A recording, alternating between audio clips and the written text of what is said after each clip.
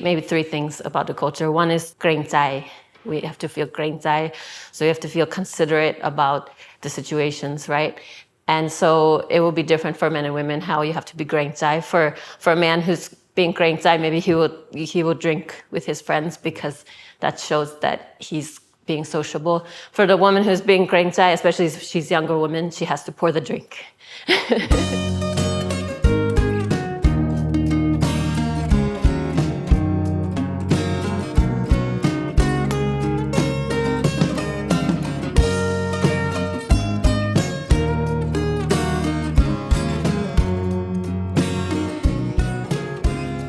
My name is Vanessa Mall, and I'm from the USA, Illinois, USA. And before I came to live in Thailand, I was studying my undergrad.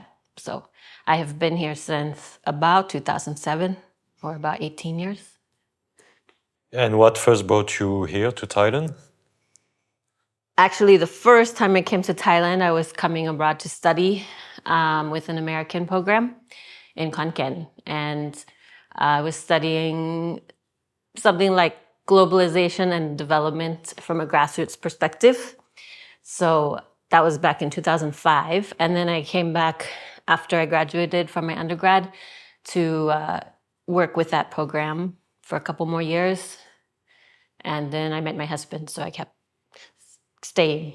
Okay, so Yes. Originally you came to study and then you met your husband and now you are staying. So you plan to stay for a long time? Yeah. Okay. When you move to a new country, there's always a moment of disorientation or cultural adaptation. Do you remember your first few weeks here? Did anything struck you specifically? Yes, I remember about 18 years ago, or actually that would have been before that even. The program that I was studying with, they set it up very well so that we could become acquainted with Thai culture and Thai language and everything, but also give us a little shock as well with just everything that was new and different. So, for example, we went to a hike right when we got in. We went on a hike in Qu'et, which is like the big mountain and jungly area. So we got to see like the jungles of Thailand. And then they brought us to Quyen and a village outside of Quyen, had a homestay there. We got told right away to go take our showers with the bucket showers and the squat toilets and all of that fun stuff. And then they took us along the railroad communities or like the slum communities to go stay with people in there for a few days. So it was quite, very memorable. How did you feel? So you met directly the local people. Directly you used you had their way of life, just the same. What were you feeling about that compared to what you have in America? Yeah, it's quite different, of course. But at the same time, I think personally, I felt a little bit like I was coming home. Of course, what struck me first was the hospitality, kind of like the honeymoon phase of being in Thailand. Everything was different. And I think that lasted for quite a long time for me, which is perhaps one reason why I came back again. So you agree about what we say most of the time, that there are like three phases here of adaptation. First one, the honeymoon, and then you have the opposite. You start to see the problems after a few years, 1 or 2 years, and then you are more rejecting. And then the third step, you go over all these and you just accept. Does this describe your own experience? Yes, over many years, I think that's what happened. Yeah. But what about the cultural shocks? Did you have any experience when you felt like you did not understand the people or the situations, the social situations? Many. I think the most striking for me has been related to gender roles. So, for example, I think one of the surface level things that you can kind of observe right away is how like men and women are separated in like the evenings. So one thing I noticed right away when I came to Thailand was that most of the people sitting outside drinking were the men, and the women, there were a few, and usually they were on their phones, like one in a group of men. So it was quite difficult for me to adapt to the different expectations for men and women in Thailand. And I think it's just a different manifestation of like patriarchy, maybe, but it comes out in the cultural way of life and everything. So you feel like the society here is more traditional, less progressive than your society in America? Is that what you mean with patriarchy, gender separation? Maybe not. It would be hard to say that because in America we have our very conservative and traditional communities and religion and whatnot. So that's why I tried to say it as like a different manifestation of patriarchy, which like comes up into the culture. So, for example, in America, usually I think smoking and drinking isn't separated as much with the gender roles. But when I first came here, you could really see like mostly it's men drinking and smoking. Very few women will smoke. More and more women will drink now.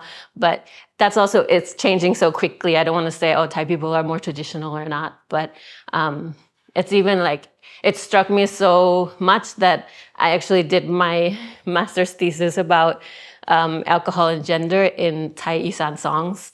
So I think like it's just different from America, but we have our own ways of, we have our own traditional norms in America for men and women. All right. Yeah. What was the hardest things for you to grasp or accept in Thai culture? Yeah, my answer goes kind of along with the previous one. So, because I think that it's for women especially, you have to be patient and you have to like kind of accept things. So I'll give some examples of how I think it comes up in a culture. So maybe three things about the culture. One is the เกรงใจ we have to feel เกรงใจ so you have to feel considerate about the situations, right?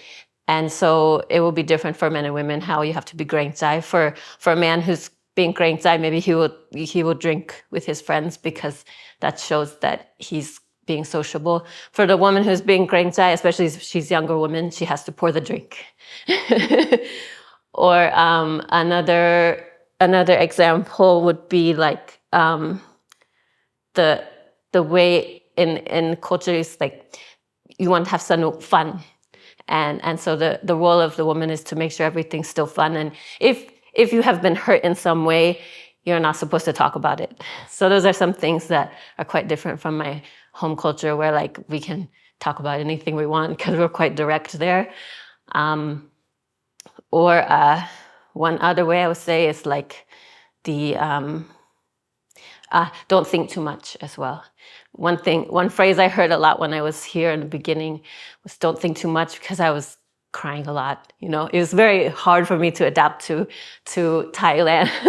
so but like the people around me, they don't want you to, and I know this is true for not just for women, but in general, like you don't want to see anyone cry. It's like a shame. It's like to save face, you want to go cry somewhere else before you come back. So those are just some like little examples of how it will come up. Yeah, but it was all related to gender roles as well.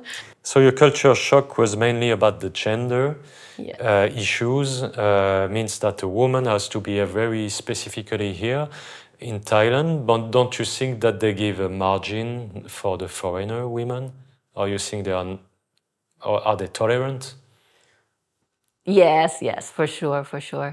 I think that that was also hard for actually me and my husband as well, because in some ways my husband would have some expectations of me as the woman, and then as he's trying to make sure that I'm being accepted in the community and the family and everything.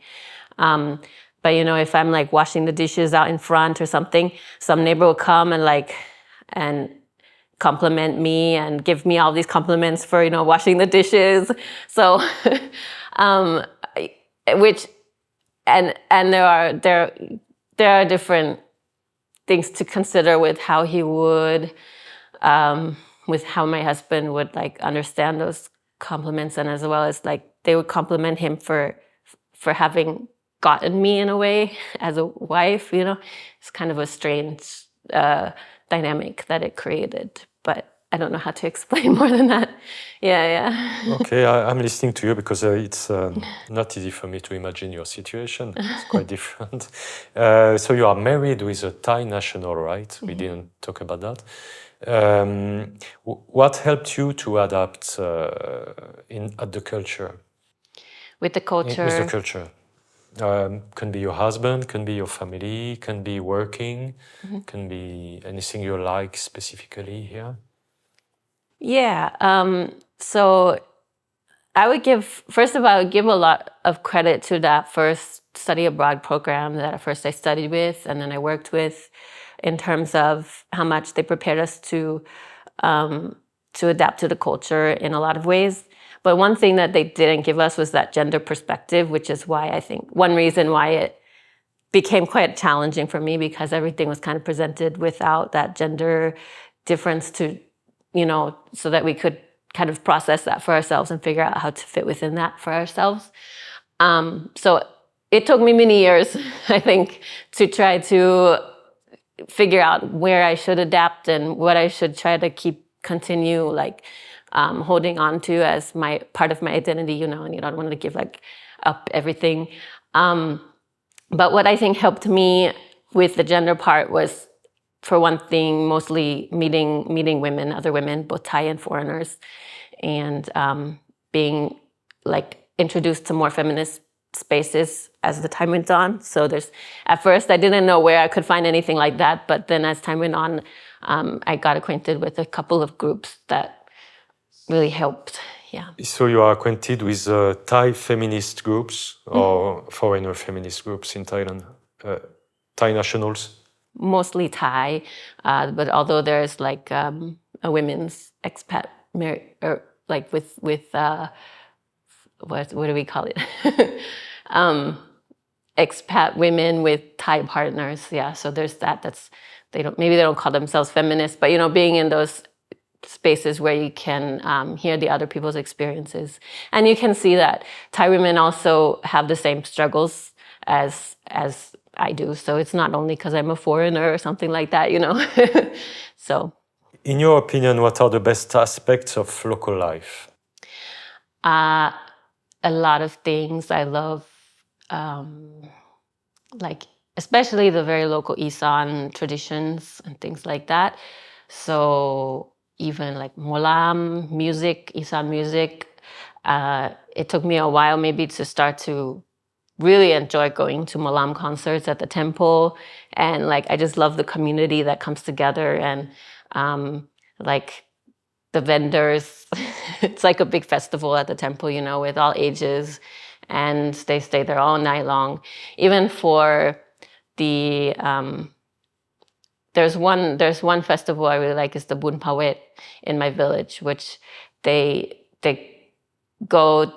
We watch the molam, and then around 3 a.m. I think there's a parade through the streets, with loud music and collecting sticky rice to go and give to the spirits at the temple, and then keep watching molam all night long.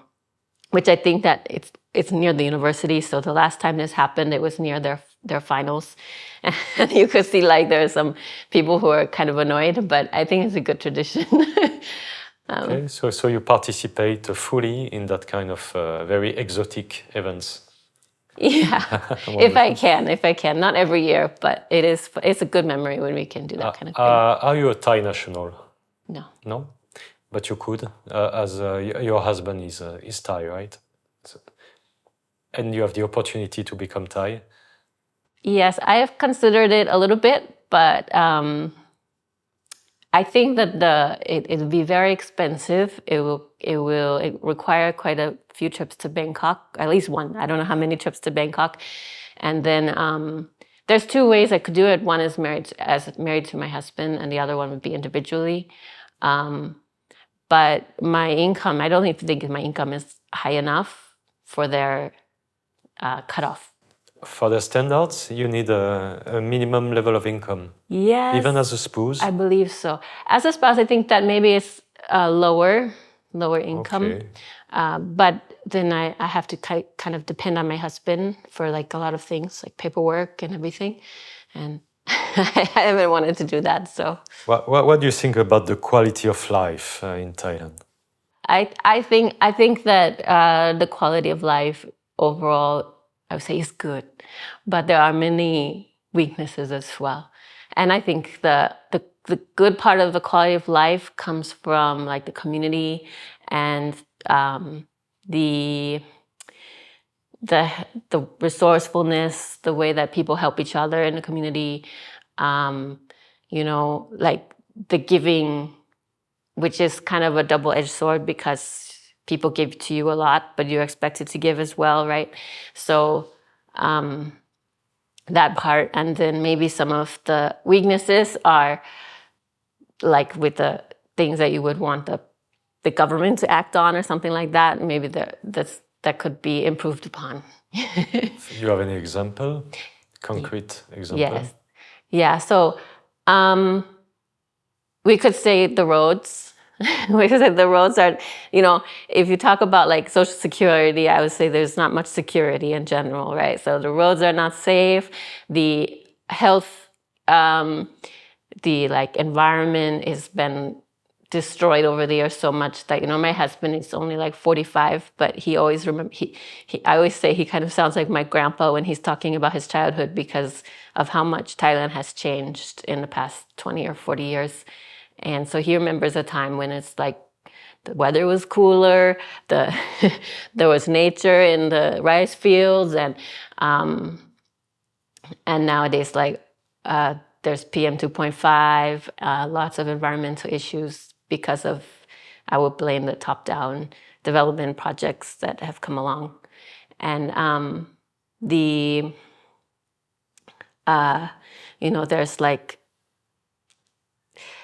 there's drugs, just like a lot of things that could make you not feel that secure. I don't think police are that helpful in my experience. We even we have a missing brother right now that's been missing for maybe 2 years now. Oh, people disappear. And yes, people just disappear. So. Specifically as a woman, do you feel safe in the public space in Thailand? During the day, during the night, during the parties? If you watch a Thai soap opera and the way that sexual harassment and rape is kind of treated as falling in love, I think that's kind of the kind of norm that makes me wary of even men that I know that I maybe wouldn't get a ride home alone with them. So about the culture of seduction in between men and women in Thailand. What is your point of view about that? Is that you think it's too much aggressive from the men in general, or in specific cases, or not in general? In public spaces, Thai men are quite shy usually. Probably American women are more forthcoming than most Thai men.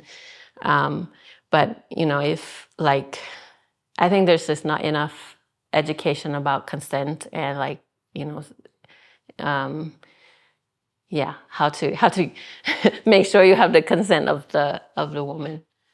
Living abroad for a long time can change your perspective on your own country. So looking back, what do you think you have understood about Thai society? I think that I've learned more and more how diverse Thai society is.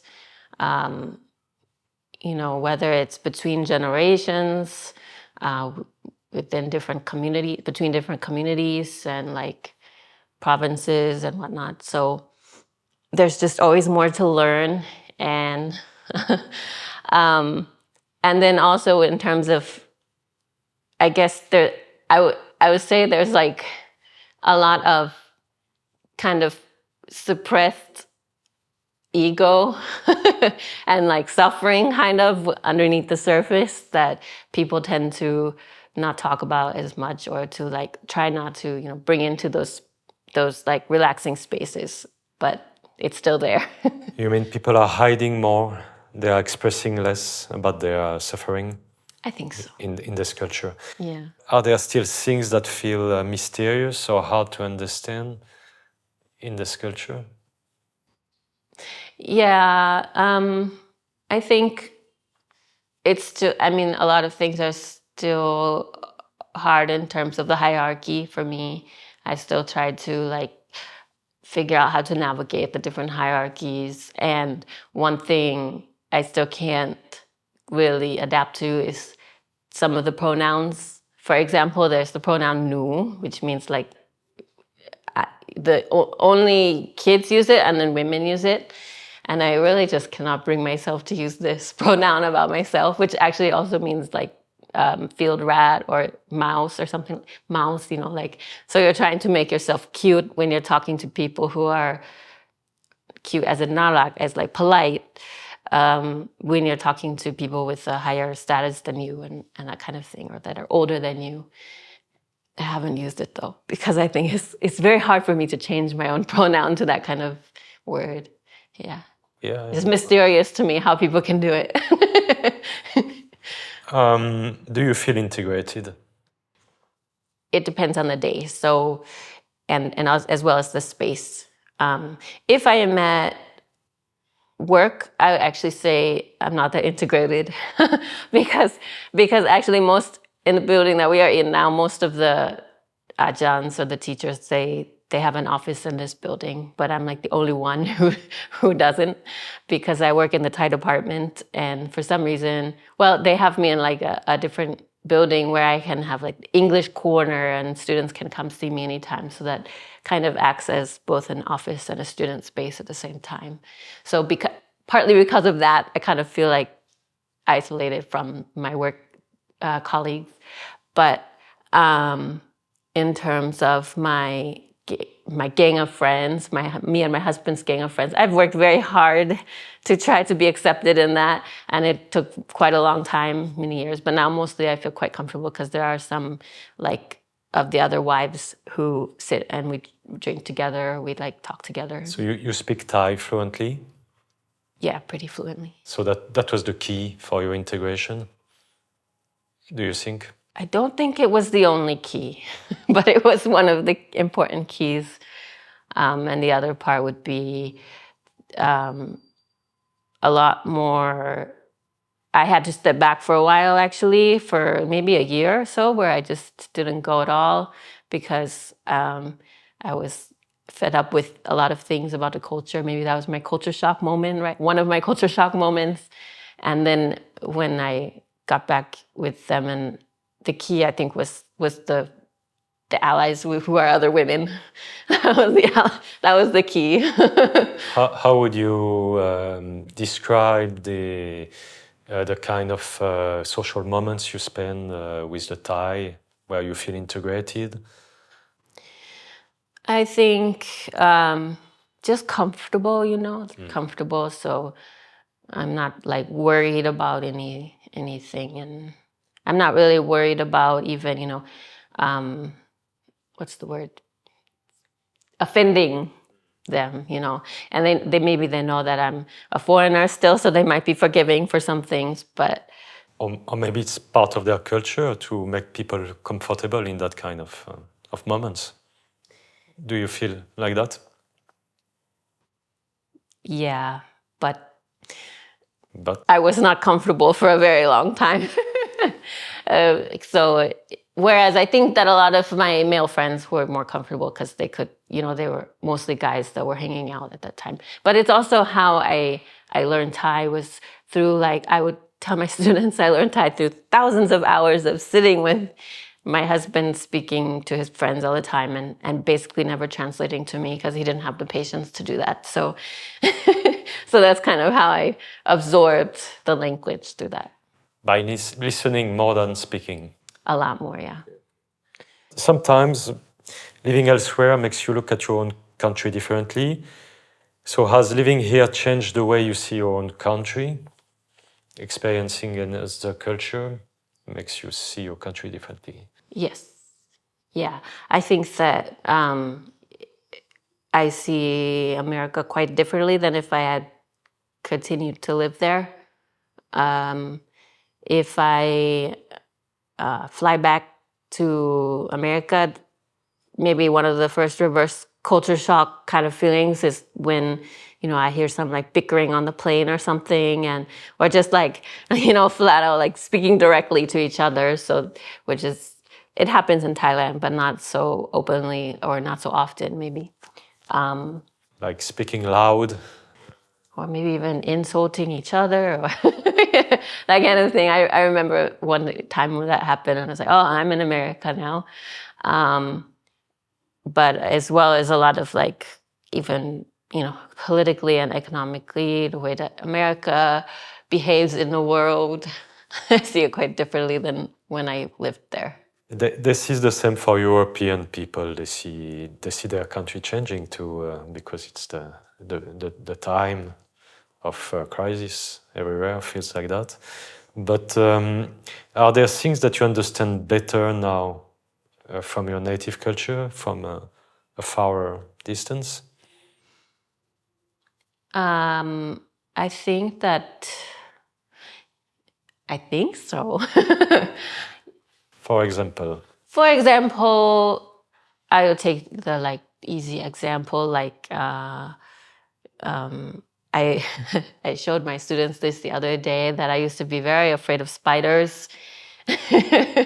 And in American culture, it's pretty normal to just, kill the spider in your house and whatnot. Also, some people catch them, but most people are afraid of them or like run away or kill them or something like that. But nowadays, I just like let it go because there's spiders everywhere, and maybe the house is not so cut off from the outside environment, which is one of the things I like about the local culture as well. So, that kind of just like everyday habit of taking care of the creatures surrounding us. I really like that part of the local culture here. Or what else about American culture? Not sure. About the kind of isolated way that we are in America. It depends on the community again, but a lot of our You mean the neighbors. individuals are isolated inside the American society, or you mean the American nation is isolated from from the rest of the world? What did you mean exactly? Or both? Both, yeah, okay. both. The individuals are also quite isolated, and they're, our neighborhoods are not so open. Our families are quite nuclear, so I think that it affects just sometimes we don't even know our neighbors, or we might know our neighbors, but not in a way that we're kind of expected to know our neighbors here. And then as well as, for America, in terms of its isolation on the international level, like the weapons, guns, the violence, that's quite clear. Looking in from the outside, all of that is quite clear. So there is less violence in Thailand? You feel the society is more peaceful here? People don't have guns. It doesn't mean I don't know that it's completely less violent, but there's less opportunity to kill each other, I think. Yeah. And then America has like the international weapons issue as well. It's an empire. Yes. I saw it as more as an empire, I think, than people in America. Maybe they don't see the effects of the empire as much. Maybe. Yeah, it's quite understandable. Are there things you have grown distant from in your American culture? You rejected violence already before you come. You rejected guns, I imagine. But are there things that you used to be attached to, but now that you have grown distant since you're in Thailand? Yeah, like chocolate. There are certain things that, so I used to be afraid of spiders and I used to love chocolate, and now I'm less passionate about either of those things. Your taste for food have changed. A bit, yes.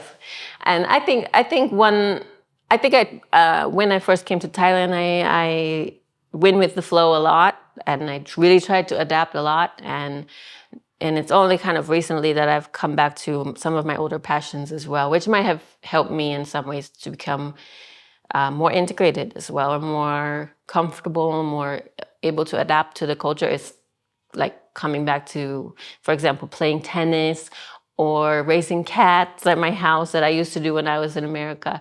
So like, I would say like I've gotten more distant from some things, but it's good not to give it all up. What are the challenges you face in your work here? The challenges with schooling and education, or I think the main thing is the bureaucracy, the bureaucratic nature of Thai education is quite frustrating sometimes. So it's always being top down, but I always find a way to do what I want, kind of. So you see a lot of verticality, hierarchy, but at the same time you can find some freedom for your own pedagogy. Yes. Yeah. Yes. So is that part of the system? There's both hierarchy but freedom for the pedagogy, or is that just the way you drive yourself in the system? I think I'm a little bit lucky because it depends quite a bit on the position, the department, or the different place you work at. So sometimes, in the past, I worked at the Language Institute teaching English. I was also lucky there because at that time, I was a full-time teacher, so I was able to like design some of the courses. But most of the teachers would just be given the course. You have to follow the course, and you would only be able to modify a little bit according to how much you could modify and still reach all the curriculum goals for that day. But for now, at least for now, I have found like a position where I'm the only teacher and I'm the only coordinator. So it's kind of there's not that much oversight really. So it is within the system. How would you describe the Thai students compared to American students? I have not taught American students a lot, but I have one memory when I gave a presentation to American students and I looked at them and nobody was smiling. So I've gotten quite used to the Thai, smile, making it quite comfortable to teach, even if like I'm not making any sense, they're still going to be smiling and encouraging me as the teacher. So that's kind of nice. But of course, there's the saving face that might make some students less willing to speak English when we should be speaking more English, that kind of thing. But I think the students generally get comfortable with me, and one thing I do is put them in a circle. So just like to be a symbol of like how I want to listen to them, and I don't want to make the classroom too hierarchical. I want it to be more of a equal learning space. So that kind of thing. Yeah. In which situation do you think they show more their qualities? They are more excellent. Like, for example, some other interviewed persons talked about collective activities where you must express yourself and it's fun. Mm-hmm. Do you agree with that? Is that where they give their best? Like games. Yes, Games. I mean, that's also part of what I mentioned earlier of the sanuk, you have to be fun. You have to make it fun, which is something I learned from the very beginning when I was first teaching. I actually started out in the, after that study abroad program, I started out in the primary schools. And I was lucky I had some mentors who they're quite alternative education teachers in that school. So they were trying to change some things like from the bottom up, And They were Thai. yes, they were Thai. So you had Thai mentors in your journey? Yes, Can very you, important. can you tell us about these? Their qualities, what they, why they've been your mentors, what did they bring to you? The reason that I ended up working with them was I had come from that American study abroad program, and they had partnered with the program for some things. And their vision was, it was to have people who had done that program come in, especially though, but it could be anyone, but Americans, or they wanted people from maybe English-speaking countries to come and work with the teachers to train them in English, and as well as try to like change the way of thinking about education as well.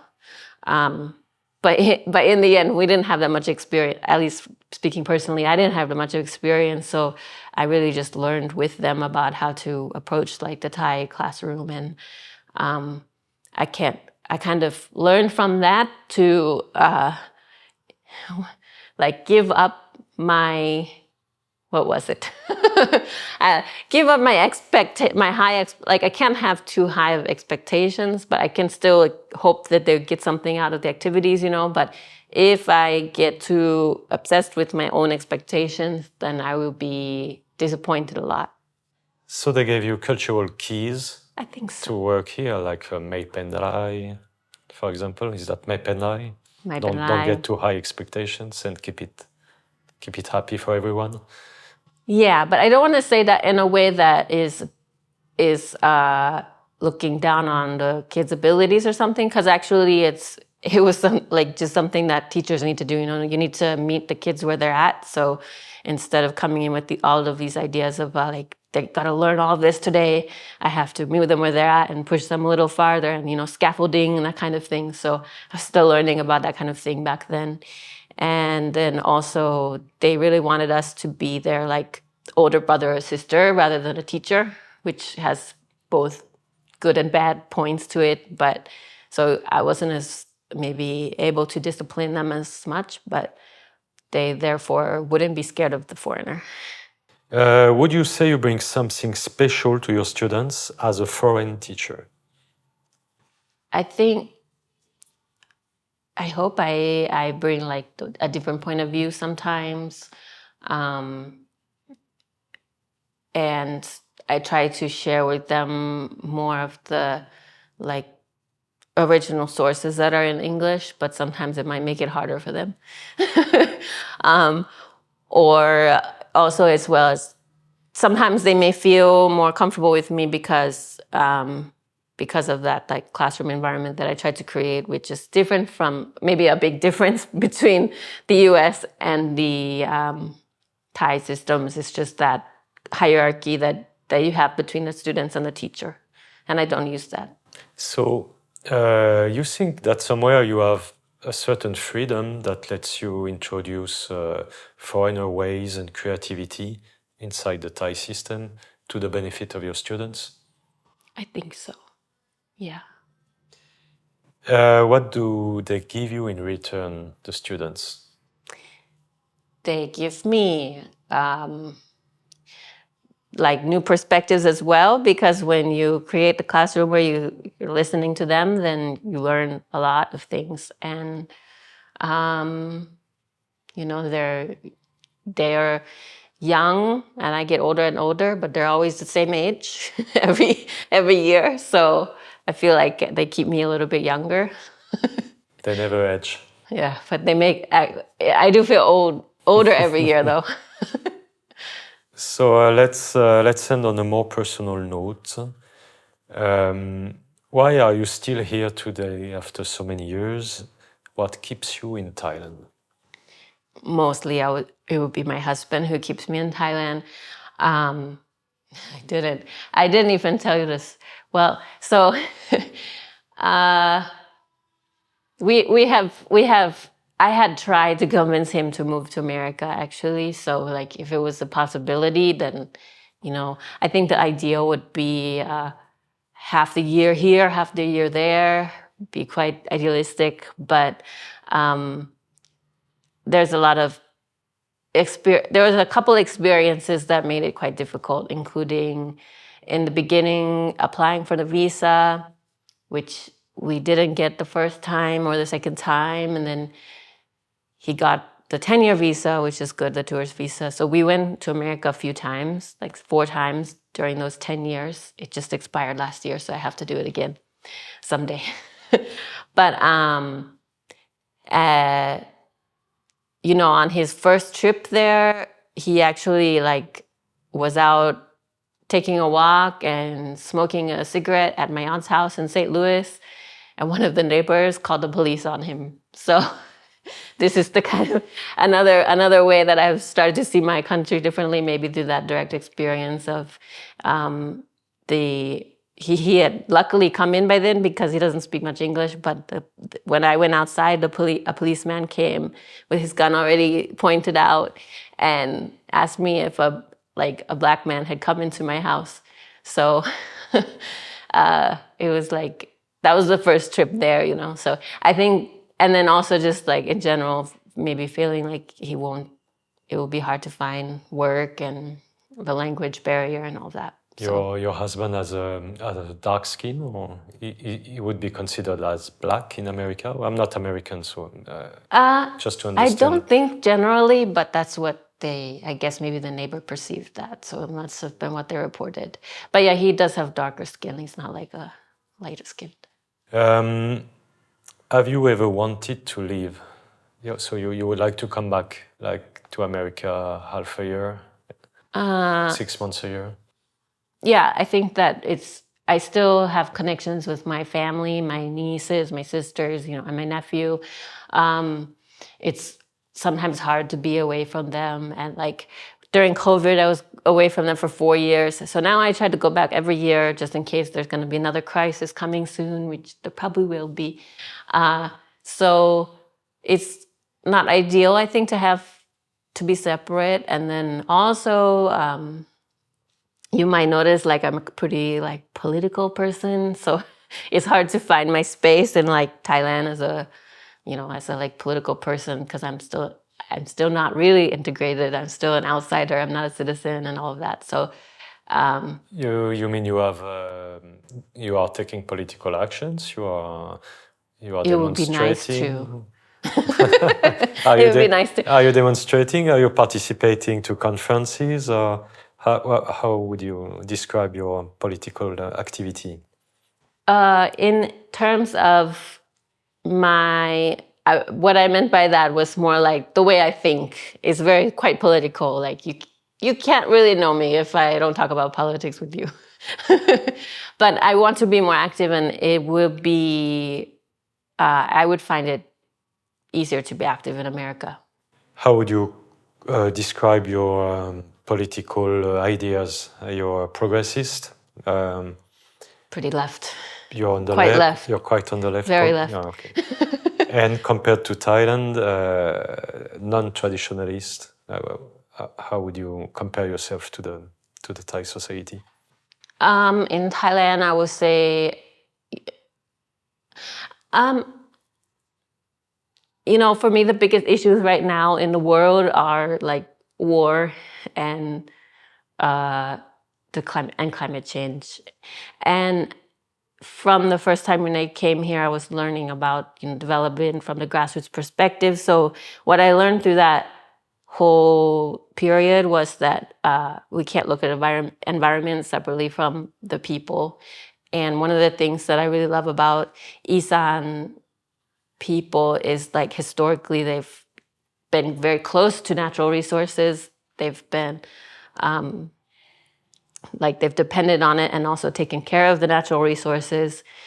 And one of the things that I've learned from some of my mentors was, if you want to make a change, you really have to go home because that's where the empire is. That's the core of the empire.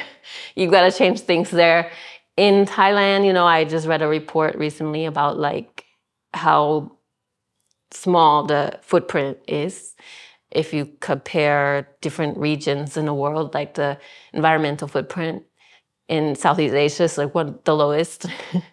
And if you look at the poor in Southeast Asia, it's the top, bottom 50%. It's like the smallest in the world, So in terms of that kind of thing, I know that like maybe I would be more useful if I went to America. But what you think the ecology is not really a subject in Thailand? Ecology? Because you are talking about ecology, but it's a concern here too. That you is. were talking about the PM 2.5, the air quality. Do you think people are educated enough about treating waste, not throwing things on the ground everywhere? Do you think there's a cultural, maybe they could improve on this matter? Well, I think personally, one of the places that I lived during that first year or so, I went to stay with the community that lives across from the Konkan landfill, which, they were scavenging for plastics and for recyclables in the landfill every day. And so I just joined them for like a few weeks. But you can, like, they're obviously helping a lot by doing that. They're taking out the recyclables to sell. But they were also talking about the history of their community where in the past that landfill didn't have any plastic, right? So I don't know if it's my husband when he was a child, if he can remember when there wasn't plastic, but it wasn't that long ago that plastic wasn't even a thing in Thailand. So I think people treat plastic a lot like they would treat like the natural trash sometimes. So in some way, maybe there's like, it's necessary to have more education, but from my perspective, it's the wealthiest that are causing most issues, and that if we can like address the wealthy, the wealthy and like how much their huge footprints, then it would probably solve a lot of the problems. Yeah. But you don't think that the factories are more on the Asian side? I think from that report, one of the things they did differently in measuring how much the footprint was like who is using the stuff that's coming from that factory. So even if the pollution is happening here, it's actually being produced for Americans or Europeans or... You mean consumption over production? Yeah, okay. Yeah, that's a point, okay. How do you see your future? Here or somewhere else? Probably here for a while, yeah. And I'll keep trying to find my political voice in Thailand from afar about America. But I think if I went back to America, I would also be happy, but I don't want to leave my husband. How do you see the future of your home country? Are you optimistic or not? Is entering quite a dark time right now. I think my home country is, and it's not the time where I feel like I could bring my husband because he might get deported to Ecuador or something. I don't know. So it's not a safe time for a lot of people there. But I always say that I have an obligation to keep hope. So like, I'm not going to give up my hope, and I'll find a way to, fight for what I think is correct. And then I also like the quote, like the future is dark, and that's a good thing because we don't know what's going to happen. And what about Thailand's future? And Thailand's future, quite similar. And it's, in my opinion, it really depends a lot on the American future or the empire's future, because climate change is going to affect Thailand a lot. And it's already affecting Thailand with with both the heat and the water levels rising and all of these things. So like we just depend on each other. Yeah. One last more symbolic question. If you had to sum up your experience in Thailand in one sentence, what would it be? I would say, be here now, and you can choose who and how you love every single day. That would kind of sum up how I have tried to handle different situations in Thailand. Okay. And what advice would you give to a young teacher thinking of coming to work here? You know, the first thing that comes to mind is don't, but I wouldn't really say that. Because I think that it would be good to come and keep an open mind, and then take it day by day. And there are like really beautiful experiences in Thailand, so I wouldn't give it up. I would do it all again. Yeah. Okay. To finish, I will give you a few statements about Thai culture, and you're going to say if you agree or disagree with these statements. Okay. First statement: here the quiet, polite, and non-disturbing social attitude and the hierarchical position seem superior to the relevance of what you say or do, your creativity or energy. I would say because you said it seems to be, I agree. It seems to be that way. And it doesn't, but it doesn't mean that you should give up your creativity or whatever. I think there's always a way to find a way. There's a way to find a way. Second statement: there is not really a will from people to analyze situations, debate together to point to the good and the bad, to come up with a plan to improve things or address problems, to maybe change things, but people will prefer consensus. I think that consensus means everyone agrees. So you have to come to that decision together, right? I think when there is a big issue, people tend to go to the higher ups in the community, and those people are going to give you some advice, and you're going to say, okay. And then you go solve the issue how you want after that. So yes and no. Like there's still room for trying new things, for finding new solutions. In the specific cultural system, when you point at a problem, you become the problem. In a what kind of system? In the Thai cultural system, In the Thai cultural when system. you point at a problem, you become the problem. Good, true. Do you agree with that statement? That can be true a lot of the times, yeah. Yes.